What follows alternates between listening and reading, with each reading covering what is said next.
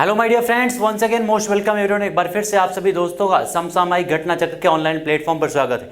जैसा कि आपको पता है कि आपकी सबसे लोकप्रिय पुस्तक जिसका नाम है प्रतिदृष्टि 2022, ये पुस्तक लॉन्च की जा चुकी है, जिसको आप सभी लोग मार्केट में आसानी से प्राप्त कर सकते हैं। साथ ही साथ घटना चक्र के ऐप पर भी आसानी से आपकी पुस्तक उपलब्ध है, जहां से आप इसको परचेज कर सकते हैं। अब आते हैं क्लास के बारे में। तो इस पुस्तक पर आधारित सारी वीडियो श्रृंखलाएं आपको समसामयिक घटना चक्र के ऑनलाइन प्लेटफॉर्म पर मिलेगी, यूट्यूब चैनल पर प्राप्त होगी, जिसमें आपको राष्ट्रीय परिदृश्य, अंतर्राष्ट्रीय परिदृश्य, विधिक, खेल, उसके अलावा साथ ही साथ बिहार पीसीएस से संबंधित मोस्ट इंपॉर्टेंट बिहार स्पेशल और आपके अन्य सारे टॉपिक को यहाँ पर कवर किया जाएगा, जिसमें हम सारे चीज़ों को पूरे एक वर्ष के करंट अफेयर को डिस्कस करेंगे। उसके अलावा आपको पता है कई सारे यूट्यूब चैनलों के माध्यम से आपको इसी बुक पर आधारित वीडियो लेक्चर श्रृंखलाएं यहाँ पर पीडीएफ के माध्यम से आपको दिखाई जाती हैं, जो उतना आपके लिए विजिबल नहीं होता है, समझने योग्य नहीं होता है। इसलिए हमारे इस प्लेटफॉर्म के माध्यम से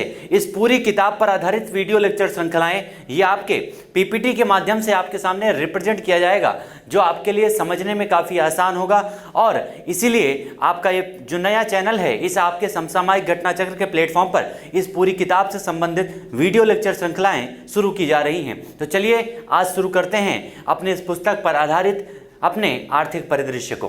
तो दोस्तों, आज के सेशन में हम लोग अपने आर्थिक परिदृश्य के पहले पार्ट के बारे में डिस्कस करने वाले हैं, यानी इसमें हम बजट के बारे में भी पढ़ेंगे, जो कि इस बार आपके 2022 में बजट आपके प्रस्ताव पास किया गया है। ठीक है, चलिए आइए डिस्कस करते हैं अपने आर्थिक परिदृश्य के पार्ट 1 की शुरुआत करते हैं। और पहला पॉइंट हमारा क्या है अपने आर्थिक परिदृश्य में, तो राजकोषीय घटनाक्रम। ठीक है, यानी इसमें बजट से संबंधित सारी चीज़ को हम लोग डिस्कस करने वाले हैं अपने पहले पार्ट में। फर्स्ट हमारा है भारत में प्रत्यक्ष विदेशी निवेश की प्रकृति।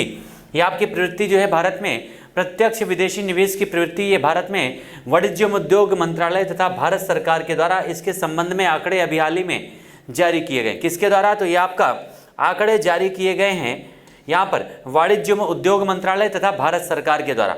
इस आंकड़ों के अनुसार वित्तीय वर्ष 2021-22 में देश में प्रत्यक्ष विदेशी निवेश इक्विटी प्रवाह के संदर्भ में लगभग 27.01% हिस्सेदारी के साथ साथ सिंगापुर यहाँ पर पहले स्थान पर है। ठीक है, ये सिंगापुर इसमें पहले स्थान पर है 27.01% हिस्सेदारी के साथ में। उसके अलावा यहाँ पर यूएसए जो है आपका ये 17.94% के साथ में, मॉरिशस 15.98%, नीदरलैंड 7.86% तथा स्विट्जरलैंड 7.31% के यहाँ पर आपका इसके बाद जो है क्रमशः इनका स्थान है, याद रखिएगा। यानी एक प्रकार से अगर बात किया जाए तो इस रिपोर्ट के आधार पर पहली रैंकिंग पर कौन है? सिंगापुर, उसके बाद कौन सा है? यूएसए है, उसके बाद कौन सा है? मॉरिशस है, फिर नीदरलैंड है, उसके बाद स्विट्जरलैंड की रैंकिंग आती है आपके इस जो है विश्व निवेश रिपोर्ट के अनुसार। ठीक है, इसमें जो आपका प्रत्यक्ष विदेशी निवेश है उसके बारे में ये आपकी रैंकिंग दी गई है। ठीक है, इसके अंतर्वाह के संदर्भ में वर्ष 2021 में भारत में सुधार करते हुए 7वें स्थान पर पहुंच गया। यानी भारत जो है इसमें कौन से स्थान पर है? तो भारत की रैंकिंग है 7वां इस आपके प्रत्यक्ष विदेशी निवेश अंतर्वाह के माध्यम से, इस रिपोर्ट के माध्यम से। वित्त वर्ष 2021-22 के दौरान उच्चतम प्रत्यक्ष विदेशी निवेश इक्विटी प्रवाह प्राप्त करने वाले शीर्ष 5 क्षेत्र कौन कौन से हैं? यानी सबसे ज़्यादा जो आपका प्रत्यक्ष विदेशी निवेश प्राप्त हुआ है वो कौन से क्षेत्रों में? तो कंप्यूटर सॉफ्टवेयर में लगभग ये आपका 24.60%, सेवा क्षेत्र में 12.13%, ऑटोमोबाइल उद्योग में 11.89% तथा व्यापार तथा ट्रेडिंग में 7.72% और कंस्ट्रक्शन में 5.52% की प्रत्यक्ष विदेशी निवेश की प्राप्ति हुई है। उसके अलावा 2021-22 के दौरान उच्चतम प्रत्यक्ष विदेशी निवेश इक्विटी प्रवाह प्राप्त करने वाले जो शीर्ष राज्य हैं वो कौन कौन से हैं? तो पहले स्थान पर है कर्नाटका, क्योंकि आप देखेंगे यहाँ पर सबसे ज़्यादा जो प्राप्त हुई है प्रत्यक्ष निवेशी जो आपका है प्रत्यक्ष निवेश, ये आपका जो है एक प्रकार से कंप्यूटर सॉफ्टवेयर एंड हार्डवेयर में है, और ये सर्वाधिक कहाँ पर होता है? तो कर्नाटका में एक प्रकार से इसका निर्माण सबसे ज़्यादा किया जाता है। तो कर्नाटका इसमें शीर्ष पर है प्रत्यक्ष विदेशी निवेश इक्विटी में। महाराष्ट्र उसके बाद दूसरे स्थान पर है, दिल्ली तीसरे स्थान पर है, तमिलनाडु चौथे पर है और हरियाणा का स्थान है कौन सा? 5वां। यहाँ पर आपको 2 पॉइंट याद रखने की जरूरत है। सबसे ज़्यादा प्रत्यक्ष विदेशी निवेश इक्विटी प्राप्ति किस में हुई है? तो ये आपका कंप्यूटर सॉफ्टवेयर में हुई है। और एक कौन से राज्य इसमें शीर्ष पर है? तो उसका नाम है कर्नाटका। ठीक है, उसके अलावा नेक्स्ट हमारा है उद्यमी भारत कार्यक्रम। कौन सा? उद्यमी भारत कार्यक्रम, अभी हाल ही में जो है एक विज्ञान भवन में दिल्ली में एक कार्यक्रम आयोजित किया गया था। कौन सा? उद्यमी भारत कार्यक्रम। इसमें हमारे प्रधानमंत्री जी जो है उपस्थित रहे हैं। आयोजन नई दिल्ली के विज्ञान भवन में किया गया था। इसमें कई सारी पहल की शुभारंभ की गई है इस आपके उद्यमी भारत कार्यक्रम में, जिसमें सबसे पहला जो मोस्ट इंपॉर्टेंट पहल है उसका नाम है रैंप। क्या नाम है? रैंप इसका नाम है, यानी raising and accelerating MSME performance योजना। ठीक है, यानी एमएसएमई के क्षेत्र में एक प्रकार से सुधार करना इसका प्रमुख उद्देश्य। कई जो पहल है, पहला आपका मोस्ट इंपॉर्टेंट है एमएसएमई प्रदर्शन में सुधार करना। दूसरा है यहाँ पर CBFT यानी capacity building of the first time MSME exporters, यानी एक प्रकार से पहली बार के जो एमएसएमई निर्यातक हैं उनकी क्षमता को निर्माण करना। और तीसरा है प्रधानमंत्री रोजगार सृजन कार्यक्रम तथा नई सुविधाएं। इस प्रकार से 3 प्रकार की ये विशेष पहल चालू की गई है अभी हाल ही में। किस योजना के तहत में? तो उद्यमी भारत कार्यक्रम के तहत में। भारत की अर्थव्यवस्था में लगभग 1/3 हिस्सेदारी किसकी है? तो एमएसएमई की है। ये पॉइंट भी याद रखिएगा, यानी मीडियम स्मॉल जो आपके इंटरप्राइजेस होते हैं उनमें ये 1/3 आपका हिस्सेदारी रखते हैं हमारे देश में। नेक्स्ट हमारा है रैंप योजना। आखिर यह है क्या?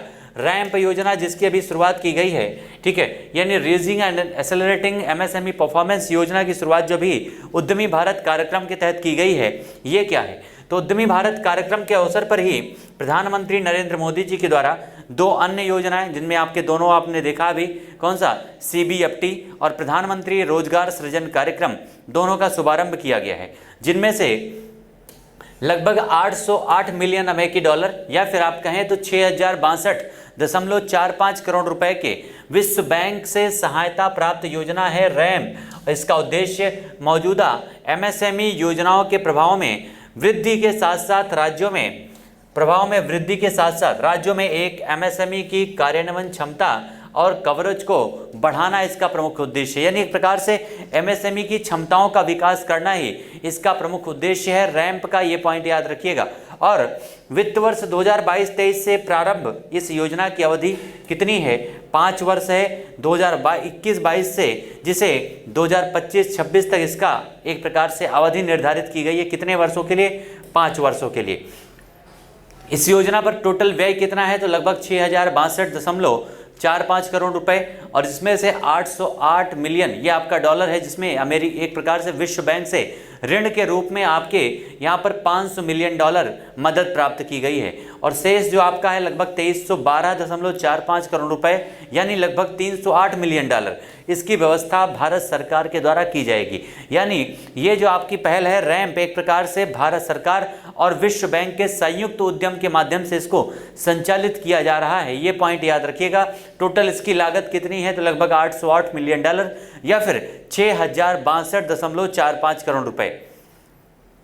सूक्ष्म, लघु और मध्यम उद्यम, यानी स्मॉल, यहाँ पर आपका मीडियम स्मॉल, या आपका है micro small and medium enterprises में सुधार एवं मजबूती हेतु यूके सिन्हा समिति, केवी कामत समिति तथा प्रधानमंत्री की आर्थिक सलाहकार परिषद के द्वारा इसकी सिफारिशें की गई थी रैंप योजना की।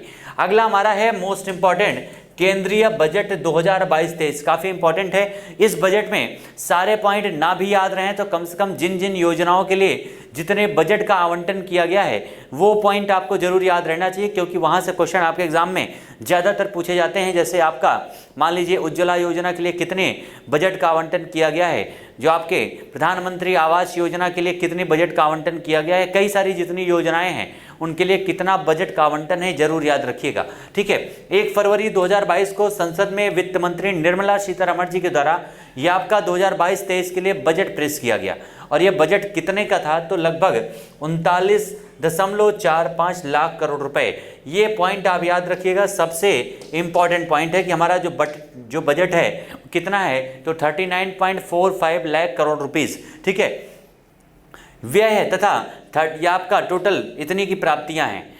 कुल व्यय को यदि राजस्व और पूंजीगत व्यय में बांटा जाए तो व्यय कितना है? तो लगभग 80.98% राजस्व खाते पर, जबकि मात्र 19.02% की पूंजी खाते पर व्यय करने का यहाँ पर अनुमान लगाया गया है। ठीक है, यानी 80.98% जो है राजस्व खाते पर व्यय किया जाएगा, याद रखिएगा इस पूरे बजट का।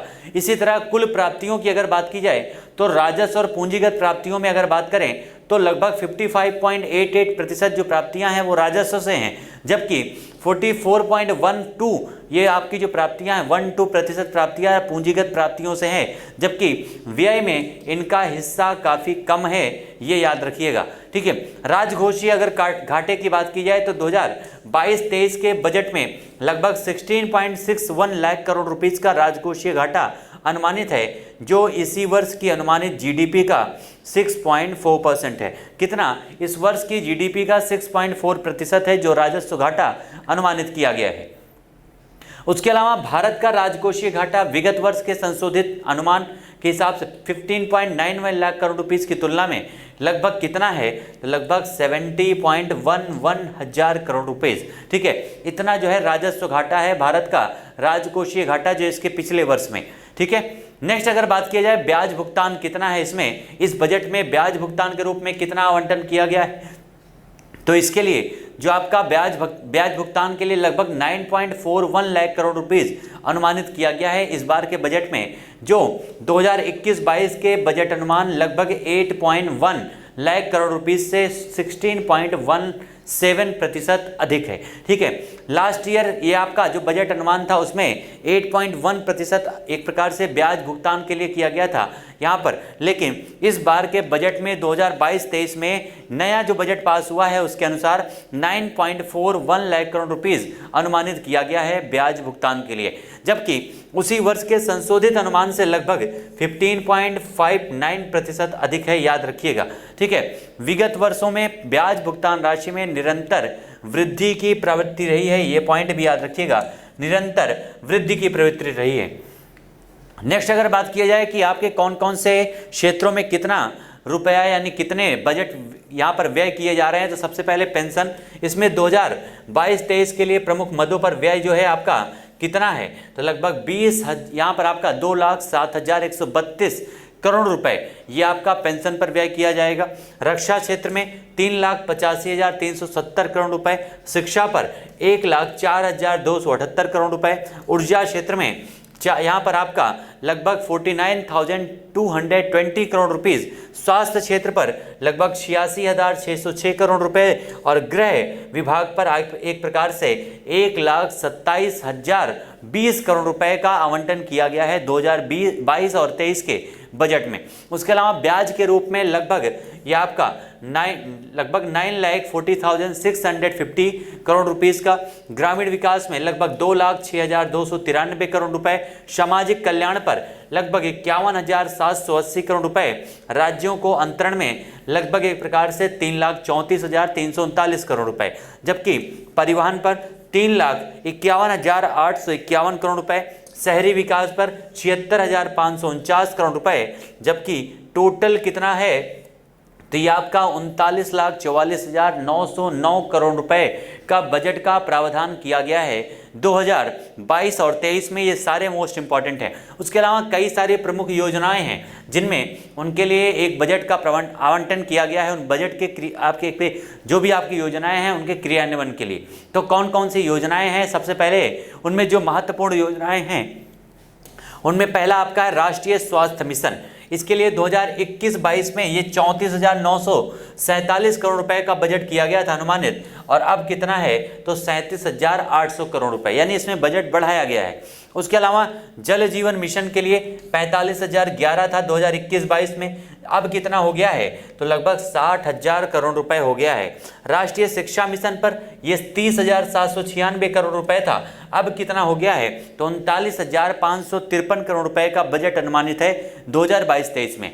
प्रधानमंत्री ग्राम सड़क योजना के तहत कितना था तो 14,000, अब कितना हो गया है इस बजट में तो आवंटित किया गया है 19,000। प्रधानमंत्री किसान योजना के तहत लगभग 67,500 था, तो अब कितना अनुमानित है लगभग 68,000 करोड़ रुपए यहाँ पर अनुमानित किया गया है। और आत्मनिर्भर भारत रोजगार योजना के लिए 5,000 करोड़ रुपए आवंटित किया गया था 2021-22 में, और इस बार इसमें बढ़ोतरी की गई है और 6400 करोड़ रुपए का आवंटन किया गया है। प्रधानमंत्री स्वास्थ्य सुरक्षा योजना के लिए लगभग 7400 करोड़ रुपए का 2021-22 में आवंटन था और इस बार ये बढ़ा करके कर दिया गया है कितना, तो 10,000 करोड़ रुपए। ठीक है, इस प्रकार से 10 ये आपके सारे आवंटन थे इस बार हमारे बजट में अलग अलग योजनाओं के लिए जो आवंटित बजट पास किया गया है। ठीक है, उसके अलावा अगर आप यहाँ पर बात करें हमारे व्यय और प्राप्ति के संगठक कौन कौन से हैं जिनके माध्यम से पूरे बजट का संचालन किया जाता है, तो वो ग्राफ के माध्यम से यहाँ पर हम समझेंगे। सबसे पहला अगर बात करें तो सबसे ज़्यादा ब्याज अदायगी पर यहाँ पर आपको परसेंटेज दिख रहा होगा, 20% ब्याज अदायगी से यहाँ पर आपके एक प्रकार से यहाँ पर व्यय होगा। उसके अलावा 15% जो है केंद्रीय क्षेत्र की योजनाओं के लिए, केंद्रीय प्रायोजित योजनाओं के लिए 9%, अन्य व्यय के लिए 9%, पेंशन के लिए 4%, करों और शुल्क में राज्यों का हिस्सा जो है उस पर 17% का, और वित्त आयोग तथा अन्य अंतरण के लिए 10%, आर्थिक सहायता यानी सब्सिडी जो दी जाती है उसके लिए 8%, और रक्षा क्षेत्र में 8% का व्यय किया जाएगा। ये पॉइंट याद रखिएगा। उसके अलावा अगर व्यय किया यहाँ पर प्राप्तियों के स्रोत के बारे में बात करें 2022-23 में, तो सबसे ज़्यादा जो प्राप्ति है वो उधार एवं अन्य देयताओं से लगभग 35% की प्राप्ति हो रही है। निगम कर से 15%, आयकर से 15%, उसके अलावा केंद्रीय उत्पाद शुल्क से 7%, वस्तु एवं सेवा कर यानी GST से 16%, उसके अलावा कर भिन्न राजस्व से 5%, उसके अलावा ऋण भिन्न पूंजी प्राप्तियों से 2%, सीमा शुल्क से 5% की प्राप्ति हो रही है। ये सारे पॉइंट याद रखिएगा। इनमें से जितने भी आंकड़े दिए गए ये प्राप्ति के स्रोत हैं और वो आपका व्यय के संगठक हैं, दोनों पॉइंट याद रखिएगा। उसके अलावा अगर आपका जो टैक्स है इसमें सकल कर राजस्व GDP का कितना है, तो लगभग 10.7% है। कितना? 10.7% है, याद रखिएगा।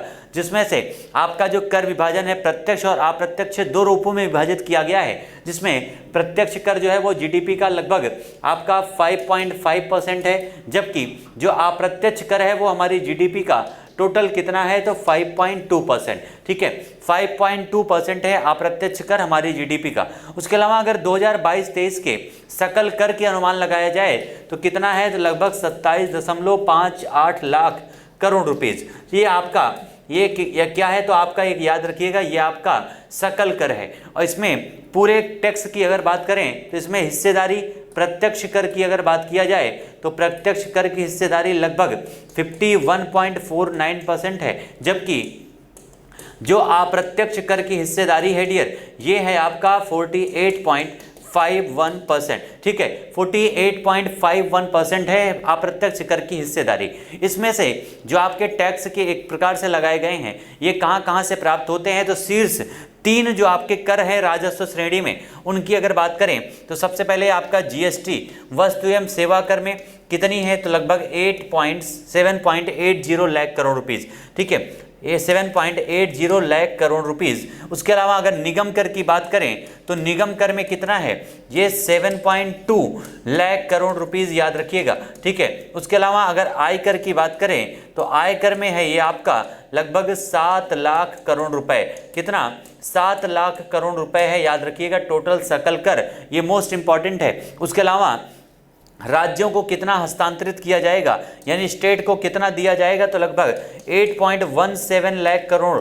ठीक है, ये सारे पॉइंट याद रखिएगा, राज्यों को दिया जाएगा। उसके अलावा राष्ट्रीय आपदा पर जो आपका खर्च होगा, ठीक है, यानी डिजास्टर पर जो आपका आकस्मिक निधि में जो दिया जाएगा वो कितना है, तो लगभग 6.40 हजार करोड़ रुपए।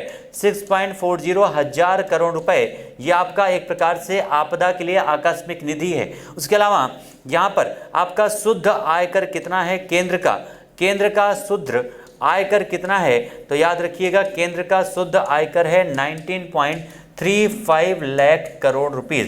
ये सारे पॉइंट याद रखिएगा इस आपके बजट अनुमान 2022-23 से संबंधित। उसके अलावा ये तो आपके बजट अनुमान थे, यहाँ पर पीछे हमने इसमें कर के बारे में जो टैक्स एक प्रकार से लगाए जाते हैं उनके बारे में डिस्कस किया था। लेकिन टैक्स लगाने के साथ साथ गवर्नमेंट कई सारे एक प्रकार से योजनाओं में सब्सिडी भी देती है।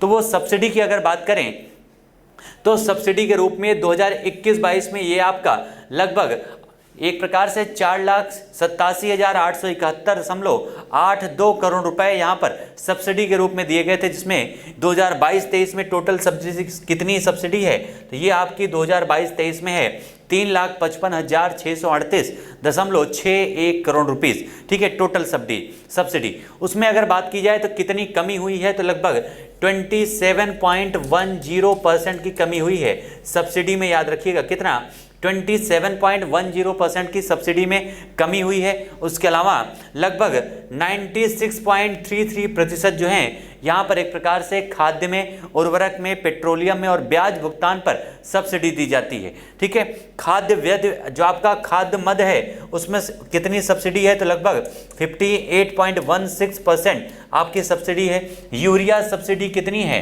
तो लगभग 17.78% है। उसके अलावा पोषण आधारित सब्सिडी कितनी है, तो 11.81% है। जबकि जो आपकी एलपीजी है गैस, उस पे 1.63% की सब्सिडी दी जा रही है। ये सारे पॉइंट याद रखिएगा। नए बजट से संबंधित आपका टैक्स कितना है, सब्सिडी कितनी है, ये सारे पॉइंट मोस्ट इंपॉर्टेंट है आपके एग्जाम के लिए।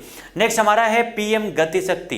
कौन सा, प्रधानमंत्री गति शक्ति। ये एक प्रकार से जो है इस योजना के तहत जो है कई प्रकार की योजनाओं का संचालन किया गया है इस गति शक्ति के तहत। इसमें सबसे पहले याद रखिएगा 2022-23 में राष्ट्रीय राजमार्ग नेटवर्क को 25,000 किलोमीटर अतिरिक्त जोड़ना है। यानी जो आपका नेशनल एक प्रकार से रूट है, नेशनल हाईवेज हैं, उनके लंबाई में 25,000 किलोमीटर की वृद्धि करना इसका उद्देश्य है। उसके अलावा 2022-23 में पीपीपी मॉडल यानी आपका पब्लिक प्राइवेट पार्टनरशिप मॉडल के तहत 4 स्थानों पर मल्टी मॉडल लॉजिस्टिक पार्कों की स्थापना की जाएगी। बहुत ही ये सारे जितने पॉइंट हैं काफ़ी इंपॉर्टेंट पॉइंट हैं, जिनको एक प्रकार से अलग करके आप लोगों के लिए विशेष तौर पर तैयार किया गया है ताकि आपको एग्जाम में सारी चीज़ों को पढ़ने में आसानी हो। ठीक है, उसके अलावा इस पे आपका और कौन सा पॉइंट है, तो 3 वर्षों के दौरान नई पीढ़ी के 400 वंदे भारत जो आपकी ट्रेन है उनका विकास और विनिर्माण करना है।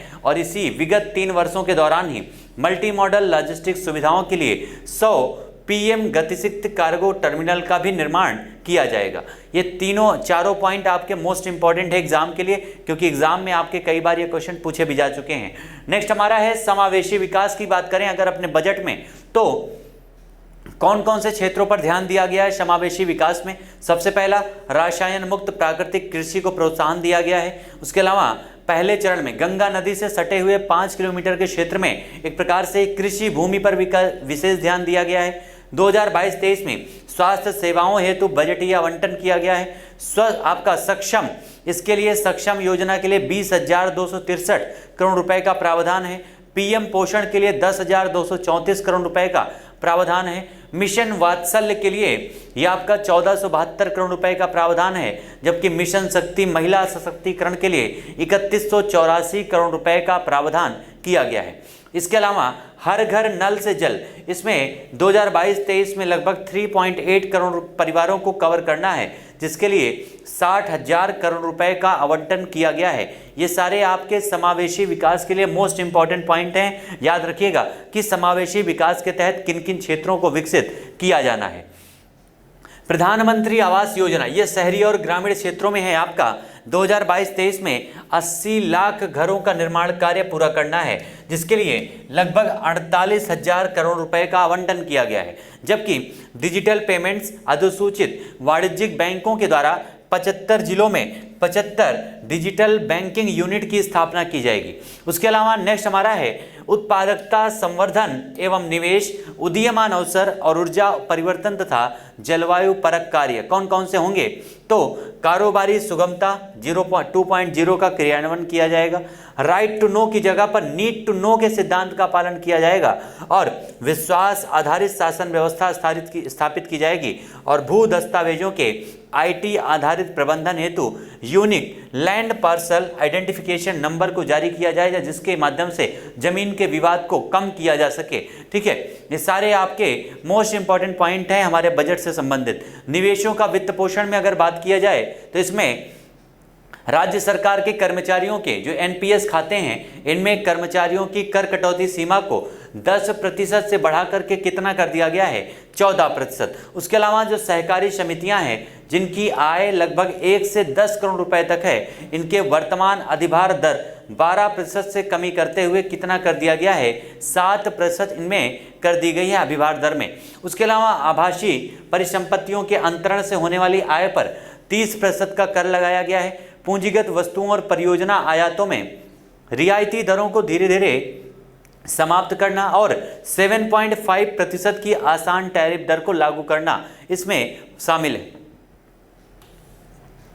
रत्न एवं आभूषण क्षेत्र के प्रोत्साहन के लिए काटे एवं तरासे गए हीरे एवं रत्न पत्थरों पर सीमा शुल्क कितना लगाया गया है, तो 5% सीमा शुल्क इस पर लगाया गया है। ठीक है, ये हमारे मोस्ट इंपॉर्टेंट आपके पॉइंट थे आज के बजट के। इस बार का 2022-23 का जो बजट जारी किया गया है उससे संबंधित सबसे इंपॉर्टेंट पॉइंट। नेक्स्ट हमारा है आर्थिक समीक्षा 2021-22।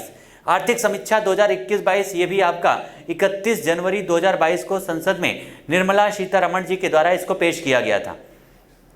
इसमें एक प्रकार से 2021-22 में जो वर्तमान किस्तों पर टोटल आपका पर कैपिटा निवल राष्ट्रीय आय है वो कितना है, तो 1,50,326, जिसमें वृद्धि दर कितनी है, तो 16.7%। जबकि यहाँ पर स्थिर कीमतों पर अगर बात किया जाए तो 2021-22 में जो आपका per capita net national income है वो 93,973 यहाँ पर रुपए है, जिसमें वृद्धि दर कितनी है, तो लगभग 8.4% है। ये पॉइंट याद रखिएगा। उसके अलावा प्रमुख फसलों के शीर्ष 3 उत्पादक राज्य एवं उत्पादन वर्ष कौन सा है, 2020-21 में, यानी आपके जो प्रमुख फसलें हैं आपके इस 2020-21 में इसमें कौन कौन सी फसलों का उत्पादन सर्वाधिक हुआ है, कौन कौन से राज्यों में हुआ है। तो उनमें सबसे पहला पॉइंट अगर चावल की बात की जाए तो चावल के मामले में पश्चिम बंगाल शीर्ष पर है 16.65 के साथ में प्रतिशत उत्पादन के साथ में। उत्तर प्रदेश दूसरे स्थान पर है, पंजाब तीसरे पर है। गेहूं के उत्पादन में उत्तर प्रदेश 35.50% उत्पाददन के साथ में प्रथम स्थान पर है, जबकि दूसरे पर मध्य प्रदेश, तीसरे पर है पंजाब। उसके अलावा दालों के उत्पादन में 5.53% के साथ में मध्य प्रदेश पहले स्थान पर है, जबकि राजस्थान दूसरे और महाराष्ट्र तीसरे स्थान पर है। कुल खाद्यान्नों की बात की जाए तो यहाँ पर उत्तर प्रदेश कुल खाद्यान्न में 58.32% के साथ में पहले स्थान पर है, मध्य प्रदेश दूसरे पर है, पंजाब तीसरे स्थान पर है। तिलहन के उत्पादन में राजस्थान 7.94% के साथ पहले, महाराष्ट्र दूसरे और मध्य प्रदेश आपका तीसरे स्थान पर है। यहाँ पर आपको ध्यान देना है सभी में कि पहले स्थान पर कौन सा राज्य है और उसका परसेंटेज कितना है किसी फसल के उत्पादन में। उसके अलावा शीर्ष आयात की गई जो वस्तुएं हैं उसमें आपकी हिस्सेदारी कितनी है, तो एक प्रकार से ज़्यादातर आपके लिए इंपॉर्टेंट है 2021-22 का। 2021-22 का अगर सबसे पहले पेट्रोलियम की बात की जाए, क्रूड ऑयल की, तो इसमें 2022 में 6.3% आपका एक प्रकार से आयात की गई वस्तुओं में इनका अहम रोल है पेट्रोलियम उत्पादों का। मोती, कीमती, अर्ध कीमती पत्थरों का योगदान कितना है, तो 5% का योगदान है यहाँ पर मोतियों का। उसके अलावा कोयला, कोक और ब्रिकेट्स आदि का जो है योगदान कितना है आयात में, तो 4.9% का योगदान देते हैं। टॉप इंपोर्ट कमोडिटीज में याद रखिएगा 2021-22 के ये आंकड़े 2021-22 के हैं, ये 20-21 के हैं और ये आपके आंकड़े जो हैं 2019-20 के हैं। आपके लिए सबसे ज़्यादा इंपॉर्टेंट है 2021-22 के आंकड़े याद रखिएगा।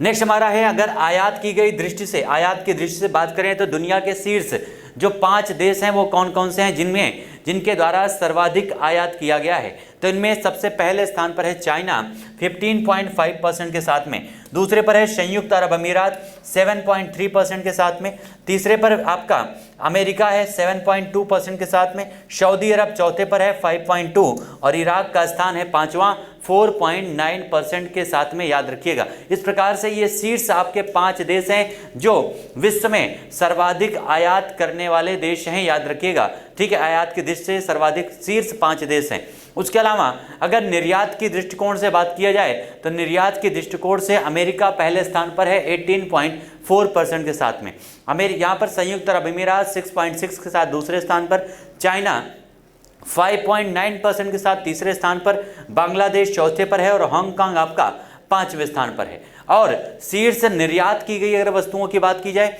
तो इनमें जो आपके टॉप एक्सपोर्ट कमोडिटीज हैं उनमें प्रतिशत हिस्सेदारी किसकी कितनी है, तो पेट्रोलियम उत्पादों का सर्वाधिक निर्यात किया गया है, जिनमें 2021-22 में इनकी हिस्सेदारी 14.9% है।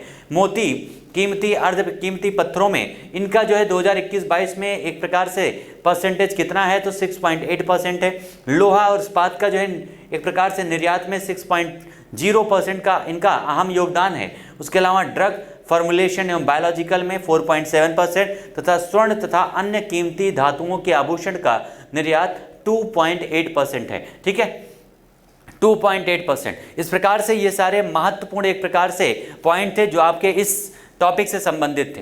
अगला हमारा है बिहार बजट 2022-23। पहले हमने भारत के बजट के बारे में डिस्कस किया है और अब डिस्कस करेंगे बिहार के बजट के बारे में। ठीक है, यानी बिहार के बजट से कौन कौन से पॉइंट हैं जो संबंधित हैं। सबसे पहले इसको जारी किसके द्वारा इसको पेश किया गया, तो बिहार के जो वित्त मंत्री थे, नाम है तारा किशोर जी। ठीक है, तारा किशोर प्रसाद जी के द्वारा इसे पेश किया गया था। याद रखिएगा, बिहार के उप मुख्यमंत्री साथ ही साथ वित्त मंत्री हैं।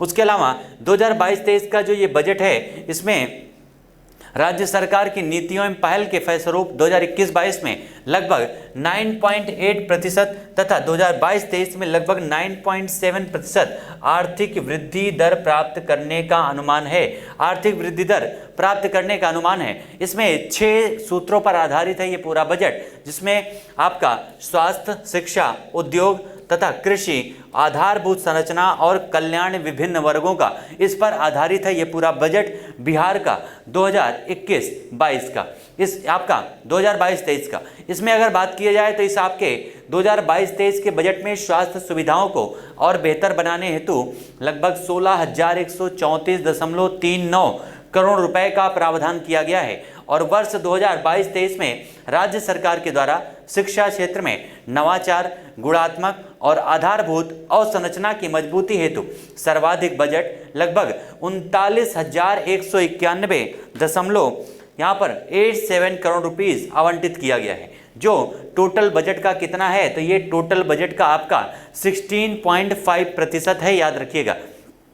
उसके अलावा 2022-23 में अगर राज्य सरकार के द्वारा उद्योग में निवेश मद में कितने करोड़ रुपए का बजट प्रावधान किया गया है, तो 1643.4 यहाँ पर 74 करोड़ रुपीस का। उसके अलावा कृषि और संबद्ध क्षेत्रों के लिए लगभग 7,712.32 करोड़ रुपए 30 करोड़ रुपए का प्रावधान किया गया है। ग्रामीण एवं शहरी विकास के लिए यहाँ पर 29,749.64 करोड़ रुपए का भी प्रावधान किया गया है इस बिहार के बजट में। ठीक है, उसके अलावा कुल व्यय बजट का अनुमान कितना है, तो लगभग इसका अनुमान है 2,37,691 करोड़ रुपए इसके बजट का अनुमान है बिहार के, जो 2021-22 के मुकाबले जो आपका बजट था 2,18,302.70 करोड़ रुपीस, इसके मुकाबले इसमें 19,388.49 करोड़ रुपए की वृद्धि हुई है। ठीक है, इतनी वृद्धि हुई है 2021-22 से लेकर के 2022-23 के बजट में। नेक्स्ट हमारा है वित्तीय वर्ष 2022-23 में कुल राजस्व व्यय ये कितना है, तो लगभग 1,91,956.67 करोड़ रुपए। कुल व्यय का कितना है, तो 80.76%। टोटल जो व्यय है उसका लगभग 80.76% व्यय जो है ये आपका राजस्व व्यय है। उसके अलावा वित्तीय वर्ष 2021-22 में ये आपका कितना था, तो लगभग 1,77,000 यहाँ पर 71.39 करोड़ रुपीस, जो आपका लगभग कितना अधिक है, तो लगभग 14,885 करोड़। ठीक है, कितना 14,885 करोड़ रुपीस अधिक है, ये पॉइंट याद रखिएगा। उसके अलावा अगर बात किया जाए डियर नेक्स्ट पॉइंट पर, तो वित्तीय वर्ष 2022-23 में कुल पूंजीगत व्यय जो है वो कितना है, तो लगभग 45,734.52 करोड़ रुपए, जो कुल व्यय का कितना है, तो 19.24% अनुमानित किया गया है। नेक्स्ट अगर बात किया जाए कि इस बिहार में जो आपकी योजनाएं संचालित होती हैं एक प्रकार से अलग अलग विभागों में, तो उन विभागों के लिए कितने बजट का आवंटन किया गया है, तो सबसे पहले शिक्षा विभाग की बात की जाए तो इसके लिए लगभग 22,198 करोड़ रुपए के बजट का आवंटन किया गया है, जो पूरे बजट का कितना है, तो लगभग 22.20% है। उसके अलावा ग्रामीण विकास में 15,193 करोड़ रुपीस, जो आपके 15.19% है। उसके अलावा समाज कल्याण लगभग 8191.7 2.79 करोड़ रुपए और ग्रामीण कार्य विभाग के लिए लगभग 7,950 करोड़ रुपए के यहाँ पर इस योजना में जो है व्यय किया गया है। उसके अलावा स्वास्थ्य विभाग के लिए लगभग 7,035, पथ निर्माण विभाग के लिए लगभग 4,420.99 करोड़ रुपए, नगर विकास एवं आवास विभाग के लिए लगभग 4,055 करोड़ रुपए का आवंटन किया गया है, जबकि जल संसाधन विभाग के लिए 3,232 करोड़ रुपए का आवंटन किया गया। ये सारे पॉइंट याद रखिएगा। उसके अलावा अगर बात किया जाए कृषि विभाग, तो कृषि के लिए यहाँ पर एग्रीकल्चर के लेवल 2.78% जो पूरे बजट का है वो आवंटन किया गया, यानी लगभग 2,781 करोड़ रुपए। और लोक स्वास्थ्य अभियंत्रण में विभाग पर लगभग 1,947 और इस प्रकार से अन्य विभाग जो आपके हैं वहाँ पर लगभग 22,992 करोड़ रुपए, यानी टोटल बजट का 22.99% आवंटन किया गया है। और इस प्रकार से टोटल योग होता है आपका 1,00,000 करोड़ रुपए, ठीक है। और ये आपका 100% है, याद रखिएगा, ठीक है। 100% जो आवंटन किया गया है अलग अलग क्षेत्रों में अलग अलग विभागों को। उसके अलावा अगर बात किया जाए तो 2022-23 में जो राज्य सकल घरेलू उत्पाद है 2000 आपके आधार वर्ष जो 2011-12 में निर्धारित किया गया है, उसके आधार पर जो राज्य सकल घरेलू उत्पाद है वो कितना है, तो लगभग 7,045, यहाँ पर 7,45,310 करोड़ रुपए, जिसमें राज्य की वित्तीय स्थिति क्या है, बेहतर हुई है, जो कि निम्नलिखित आपके राजकोषीय उपलब्धियों के द्वारा प्रदर्शित होती है। कौन कौन सी उपलब्धियां हैं, तो सबसे पहले पॉइंट याद रखिएगा कि राजकोषीय घाटा सकल राज्य घरेलू उत्पाद का कितने प्रतिशत है, लगभग 4.82%, यानी जिस प्रकार से लक्ष्य रखा गया था 5% से कम रहने का, उतना यहाँ पर कामयाब हो गया है बिहार, और इसमें 4.82% है राज्य घरेलू उत्पाद का एक प्रकार से राजकोषीय घाटा। कितना है, तो लगभग 6,18,628 करोड़ रुपए। उसके अलावा ब्याज भुगतान की कुल राजस्व प्राप्ति का कितना है, 9.74% है ब्याज भुगतान जो है कुल राजस्व की जो प्राप्ति होती है उसका।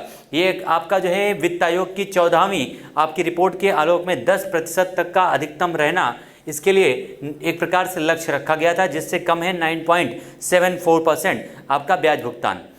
उसके अलावा बिहार की आर्थिक समीक्षा रिपोर्ट, कौन सा, बिहार राज्य की आर्थिक समीक्षा रिपोर्ट। इसके पहले हमने देखा देश की बजट 2022-23 का, उसके अलावा बिहार का बजट 2022-23 का, आर्थिक समीक्षा रिपोर्ट बिहार की, इसके बाद हम डिस्कस करने वाले हैं, जिसमें बिहार के इस आपके 2020-21 में बिहार के सकल राज्य घरेलू उत्पाद में कोविड-19 के कारण जिस प्रकार से जीडीपी रही है, इसकी वृद्धि दर कितनी रही है, तो 2.5% रही है, 2.5%।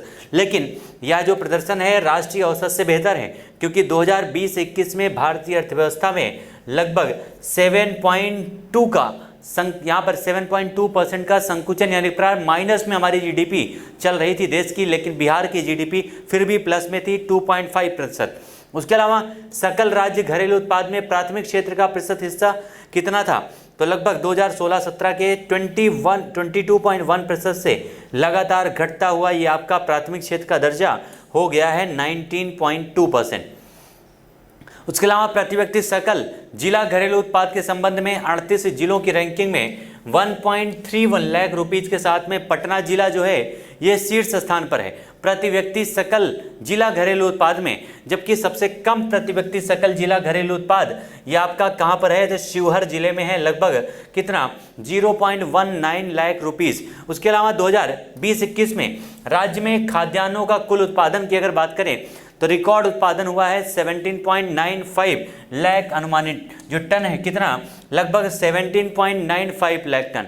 उसके अलावा गत 3 वर्षों की अगर बात किया जाए 2018 से 19 और आपका 20 से 21 में अनाजों के बीच चावल की वृद्धि दर जो आपकी रही है वो 9.6% और मक्के की 5.0% रही है। ठीक है, ये राज्य की आपके बिहार राज्य के बारे में सारी डिटेल है, याद रखिएगा।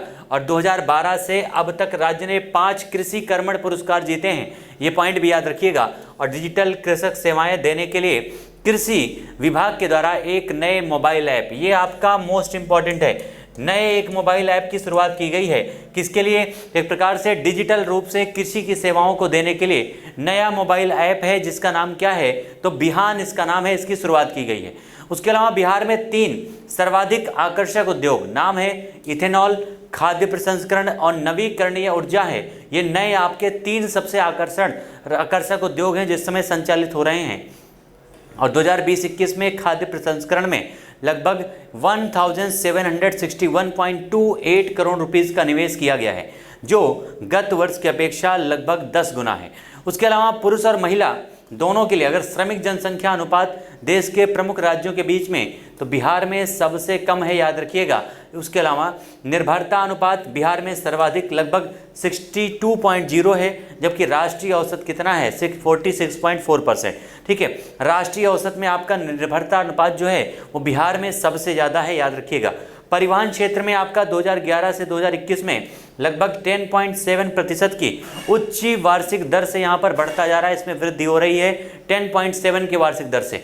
जबकि राज्य में बिजली की प्रति व्यक्ति खपत 2014 से 15 के 203 किलोवाट आवर से बढ़कर के इस 2020-21 में कितना हो गया है, तो लगभग 350 किलोवाट पर आवर हो चुकी है। ठीक है, कितना था 2014-15 में 203 किलोवाट पर आवर, 2020-21 में हो गया है 350 किलोवाट पर आवर, और 6 वर्षों में लगभग 72.4% की वृद्धि दर ये आपकी इसमें राज्य की बिजली की प्राप्ति में प्रदर्शित की गई है। ठीक है, अगला हमारा है प्रधानमंत्री गति शक्ति राष्ट्रीय मास्टर प्लान। प्रधानमंत्री गति शक्ति, इसको हमने योजना में भी अभी डिस्कस किया था, जो आपके एक प्रकार से केंद्र सरकार के द्वारा जो बजट जारी किया गया था उसके अंतर्गत भी सारी चीज़ों को हमने यहाँ पर डिस्कस किया है। लेकिन प्रधानमंत्री गति शक्ति राष्ट्रीय मास्टर प्लान की अगर बात किया जाए डियर, तो इस राष्ट्रीय मास्टर प्लान में एक डिजिटल प्लेटफॉर्म है, ये आपका याद रखिएगा, जो रेलवे सड़क मार्ग मंत्रालय सहित कितने 16 मंत्रालयों को एक प्रकार से एक ही मंच पर खड़ा करता है।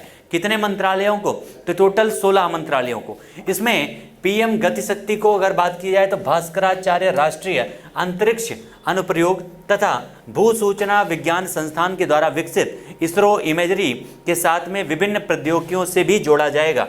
यानी इस आपके पीएम गति शक्ति जो कार्यक्रम है, इसके तहत टोटल 16 मंत्रालयों को एक ही मंच पर लाया गया है। ये पॉइंट याद रखिएगा, जिसके बारे में अभी आज के बजट में हम लोग डिस्कस कर चुके हैं, जो आपका केंद्र सरकार के द्वारा 1 फरवरी को बजट जारी किया गया था, प्रस्ताव जो पास किया गया था।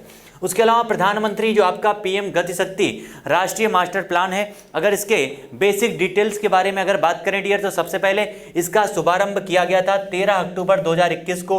मंजूरी कब प्रदान की गई, तो 21 अक्टूबर 2021 को इसको जो है आर्थिक मामलों की मंत्रिमंडलीय समिति के द्वारा इसे मंजूरी प्रदान की गई है। इसकी घोषणा कब की गई, तो 75वें स्वतंत्रता दिवस के अवसर पर। और आपको पता है हमारे देश में इस समय आज़ादी का अमृत महोत्सव आयोजित किया जा रहा है। कौन सा, आज़ादी का 75वां अमृत महोत्सव, याद रखिएगा 75th, जिसकी शुरुआत यहाँ पर 12 मार्च को हमारे देश के प्रधानमंत्री जी के द्वारा साबरमती आश्रम गुजरात से किया गया था।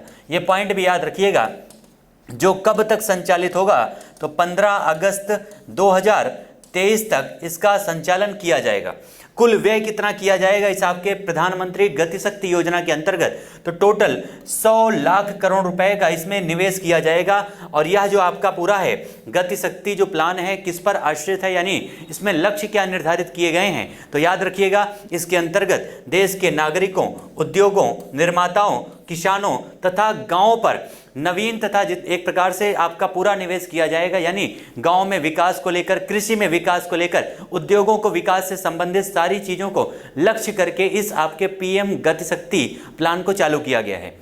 ठीक है, उसके अलावा अगर बात की जाए तो नवीन एवं नवीकरणीय ऊर्जा क्षेत्र की क्षमता जो वर्तमान में कितनी है, तो वर्तमान में 87.7 गीगावाट है। इसको बढ़ा करके 2024 से 25 तक में ये 225 गीगावाट करना इसका लक्ष्य निर्धारित किया गया है। जबकि 2024-25 तक देश की बिजली उत्पादन क्षमता का 50% नवीकरणीय ऊर्जा स्रोतों से पूरा किया जाएगा। ये काफ़ी इंपॉर्टेंट पहल है हमारे देश में। नवीकरणीय ऊर्जा एक ऐसी ऊर्जा है जिसके माध्यम से प्रदूषण को नियंत्रित किया जा सकता है और साथ ही साथ ऊर्जा के जो स्रोत हैं उनकी पूर्ति भी की जा सकती है। ठीक है, उसके अलावा पावर ट्रांसमिशन नेटवर्क का उन्नतीकरण करते हुए वर्तमान के लगभग 4.25 लाख सर्किट किलोमीटर से यहाँ पर वर्ष 2024-25 तक इसे लगभग 4.54 लाख सर्किट किलोमीटर इसका एक प्रकार से विस्तार करना है।